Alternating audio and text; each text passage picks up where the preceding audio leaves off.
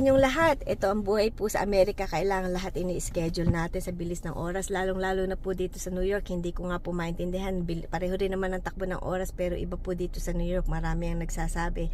Kaya po, kung mapapansin nyo, pati pagsasalita ko mabilis. Hindi po ako ganito nung araw. Lalong-lalo na pag ako'y nakakita ng mga kalat, ako'y nainis. Ayoko na lang tumanda. So marami rin ako nagawa kanina. Naihatid na namin ang anak namin sa airport. Nakagawa na ako sa bahay. Ngayon naman magpo-food shopping ako dahil hindi ko natapos kahapon. Magga-gardening ako, magluluto ako dahil magkaiba na food preferences ang asawa at anak ko. Tapos may pipikapin akong pasalubong ng aking nanay na si Ate Ana. Thank you, Ate Ana. So dun sa mga nangangarap-ngarap po na mamuhay dito sa Amerika, maging handa lang po kayo at maging flexible. Okay naman po dito ang buhay sa Amerika.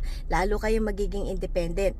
So, at ako'y very grateful sa mga magulang ko dahil naturuan nila ako ng mga gawain sa bahay. Ang wala lang po sa bukabularyo ko ay maglaba at mamalansya gaya ng nanay ko. Wala rin po yan sa bukabularyo niya. Tulong naman kami mag-asawa. Ang asawa ko ang naglalaba. Ako naman po ang nagtutupi ng mga damit. Kaya okay na rin. So, ganyan po talaga ang buhay. Be happy. Ganyan ang buhay. Parang life.